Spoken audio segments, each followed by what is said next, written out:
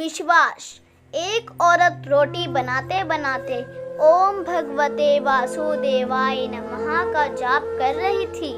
अलग से पूजा का समय कहाँ निकाल पाती थी बेचारी।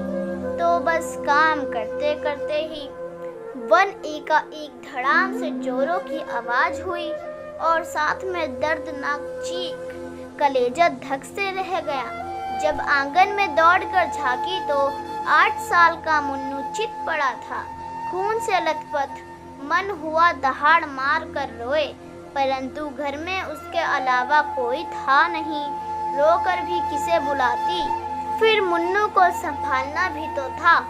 दौड़कर नीचे गई तो देखा मुन्नू आधी बेहोशी में माँ माँ की रट लगाए हुए है। अंदर की ममता ने आंखों से निकलकर अपनी मौजूदगी का एहसास करवाया।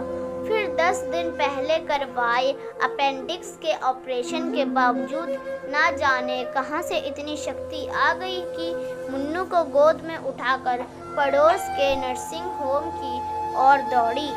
रास्ते भर भगवान को जी भर कर कोसती रही, बड़बड़ाती रही, हे कन्हैया, क्या बिगाड़ा था मैंने तुम्हारा जो मेरे ही बच्चे को।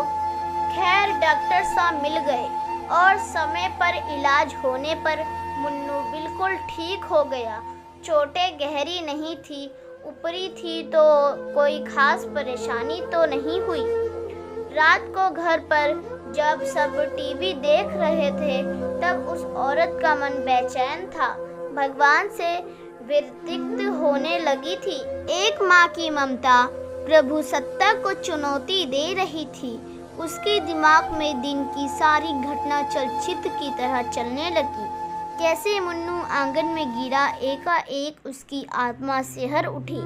कल ही तो पुराने चापाकल का पाइप का टुकड़ा आंगन में हटवाया है, ठीक उसी जगह था जहां मुन्नू गिरा पड़ा था। अगर कल मिस्त्री ना आया होता तो उसका हाथ अपने पेट की तरफ गया जहां टाके अभी हरे ही थे ऑपरेशन के। आश्चर्य हुआ कि उसने 20-22 किलो के मुन्नू को उठाया कैसे वो आधा किलोमीटर तक दौड़ती चली गई। फूल सा हल्का लग रहा था मुन्नू। वैसे तो वो कपड़ों की बाल्टी तक छत पर नहीं ले जा पाती। फिर उसे ख्याल आया कि डॉक्टर साहब तो 2 बजे तक ही रहते हैं और जब वो पहुंची तो 3:30 बज रहे थे। उसके जाते ही तुरंत इलाज हुआ, मानो किसी ने उन्हें रोक रखा था। उसका सारा प्रभु चरणों में श्रद्धा से झुक गया। अब तो सारा खेल समझ चुकी थी। मन ही मन प्रभु से अपने शब्दों के लिए क्षमा मांगी। तभी टीवी पर ध्यान गया तो प्रवचन आ रहा था। प्रभु कहते हैं, मैं तुम्हारे आने वाले संकट रोक नहीं सकता, लेकिन तुम्हें इतनी शक्ति दे सकता हूँ कि तुम आसानी से उन्हें पार कर सको।